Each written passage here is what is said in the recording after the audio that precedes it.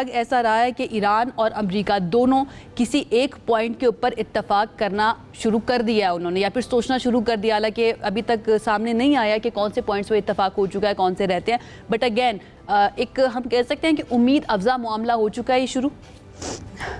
जी, बहुत अरसे से जो डिस्कशन थी वो ये थी कि बगैर एक जामे मुआहिदा करने की बजाय जो फौरी तौर पर पूरी दुनिया में तजारत रुकी हुई है आबना और मुस की बंदिश की वजह से, उसको खोला जाए। तो असल में वही प्रायोरिटी है कि उसको किस तरह एक तो ईरान का ये मुतालबा है कि उसके ऊपर जो पाबंदियां वो हटाई जाएं, और अमेरिका का ये मुतालबा है कि आबना और मुस को खोला जाए।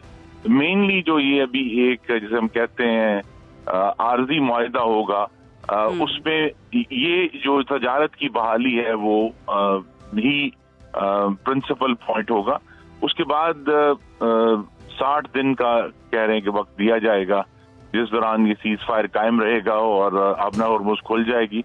तो उसके बाद फिर जो है वो जो ये ज्यादा मुश्किल मामलात है, जैसे ईरान का जौहरी पूरा प्रोग्राम है, ईरान का जो मुतालबा है कि इसराइल भी की गारंटी दी जाए कि वो हमलावर नहीं होगा, अरब ममालिक का मुआहिदा ये है कि ईरान उन पर हम दोबारा हमला नहीं करेगा। वो जो ज्यादा मुश्किल अस्करी फैसले हैं वो गालिबन अगली स्टेज के लिए रखे जाएंगे। फौरी तौर पे ये मुईशत की बहाली जो है और आबना होर्मुज से तजारत का दोबारा शुरू होना, यही इस वक्त फोर फ्रंट पे। राइट। अच्छा खुर्रम दस्तगीर साहब, एक और बात जो ट्रंप की तरफ से की गई है कि जो वो मुआहिदा करेंगे उसके अंदर कोई गलती की गुंजाइश नहीं होगी और ये मुआहिदा बिल्कुल ऑपोजिट होगा ओबामा मुआहिदे से। और हम जानते हैं कि ओबामा के साथ जो मुआहिदा हुआ था ईरान का, ट्रंप ने उसको ख़त्म किया था। उसके पॉइंट्स क्या मुख्तलिफ हो सकते हैं, क्योंकि उसके अंदर भी यूरेनियम की अफजूदगी को कैप कर दिया गया था। क्या हम ये समझे कि यहाँ पर ईरान मान चुका है कि वो बिल्कुल भी यूरेनियम एनरिचमेंट की तरफ नहीं जाएगा? जी, उल्ट तो नहीं। सदर ट्रंप बार बार दावा करते हैं कि उससे ज्यादा सख्त होगा या आगे जाएगा। देखिए, ईरान उसमें बहुत आगे गया था उस मुआहिदे में, और उसने अपना जो अफजूदा यूरेनियम था उसको तलफ भी किया था। कुछ जो था वो रशिया के हवाले किया था, और उसके अगेंस्ट जो है वो सदर ओबामा ने जो डील की थी, गालिबन 1 अरब कुछ बिलियन डॉलर्स थे जो उन्होंने ईरान का जो मुंजमद शुदा असासे हैं पिछले 47 साल से, वो रिलीज किए थे।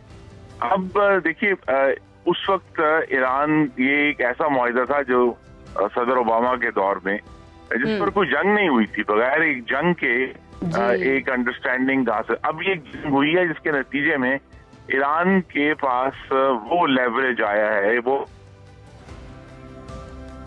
होर्मुज।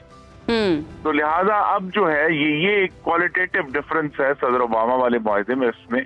तो लिहाजा इसमें अमेरिका को गालिबन तमाम मकासद हासिल नहीं होंगे, क्योंकि ईरान के पास भी एक लेवरेज है कि वो ना सिर्फ अपने होर्मुज बंद कर सकता है, बल्कि उसने जिस तरह बड़े महदूद हमलों के जरिए पूरे अरब ममालिक की जो मईशत है उसको मफलूज कर दिया, वो भी हथियार उसके पास मौजूद है। तो लिहाजा ये सदर ट्रंप कह तो रहे हैं कि जी मैं उससे आगे जाऊंगा, या ये जरूर हो सकता है कि उस वायदे में जो है वो मुंजमद असासे खोलने की कोई शर्त ना रखी जाए, कि वो ये कहीं देखें मैंने तो कोई पैसा नहीं दिया ईरान को, या मैंने ईरान को उसका सपोर्ट नहीं किया। लेकिन ये अगर मंतकी तौर पे सदर ओबामा के मुआहिदे से कोई बेहतर मुआहिदा नहीं होगा, क्योंकि इस दफा ईरान के पास भी लेवरेज मौजूद है जो 2015 में नहीं था। ओके, अब देखना यह कि ईरान उस लेवरेज को किस तरह से इस्तेमाल कर सकता है, क्योंकि एक और पॉइंट जो ज़राए के मुताबिक या वेस्टर्न मीडिया रिपोर्ट कर रहा है वो ये है कि इस मुआहिदे के अंदर ये भी हो सकता है, या ये भी इजाज़त दी जा सकती है ईरान को कि वो अपने तेल की आज़ादाना जो खरीदो फरोख्त है उसको बहाल कर सके, उसको शुरू कर सके। इसका क्या मतलब होगा ईरान के लिए या ईरान की इकोनॉमी के लिए?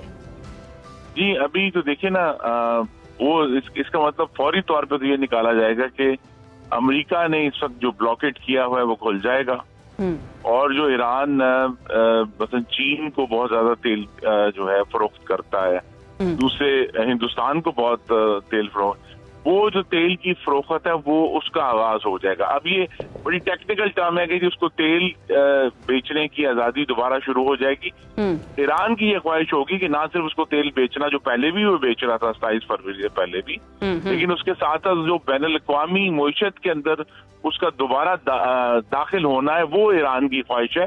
तो जो बैंकिंग सिस्टम है कि बैंकिंग सिस्टम के जरिए जो है वो सारी चीजें जो है वो अभी ईरान बहुत सारे ममालिक बशमूल पाकिस्तान उनके साथ बार्टर करता है। दूसरे गैर रवायती तरीकों से जो अदायगी हैं वो होती हैं। तो वो ईरान की ख्वाहिश ये होगी कि वो बैनुल अक़वामी सिस्टम के अंदर आकर अपना जो तेल है वो फरोख्त कर सके। लेकिन अभी इसका इंडिया नहीं, अभी मैं जो इसको पढ़ रहा हूँ वो यही है कि अमेरिका जो अपना ब्लॉकेज है वो हटा लेगा और फिर ईरान से आजादाना जो चीन को फरोख्त हो रही है या हिंदुस्तान को दूसरे ममालिक को, ये भी कहा जा रहा है एटलीस्ट 1 महीने तक ईरान जो है अपना ब्लॉकेट रखेगा, उन माइंस को हटाएगा और उसके बाद जो है अपना ब्लॉकेट खत्म करेगा।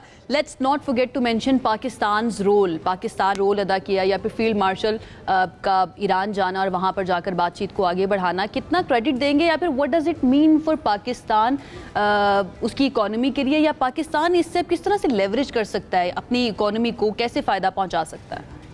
जी देखिए, पहले तो क्रेडिट जाना चाहिए फील्ड मार्शल आसिम मुनीर को और प्राइम मिनिस्टर शहबाज शरीफ को कि उन्होंने एक बड़ी मुतहरक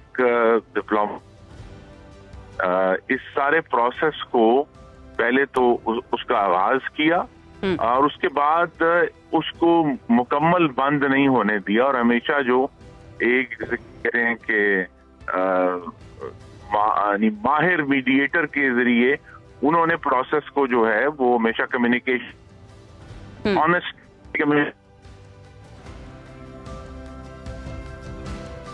को मालूम ही है तो ट्रंप की भी एक जी ठीक है। खुर्रम दस्तगीर साहब हमारे साथ मौजूद थे और इम्पोर्टेंट उन्होंने बातें की, अपना एनालिसिस दिया है पूरी सिचुएशन के ऊपर और नो डाउट पाकिस्तान को क्रेडिट लेना भी चाहिए और इसके ऊपर कोई शर्म भी महसूस नहीं करनी चाहिए क्योंकि पाकिस्तान ने रोल प्ले किया है।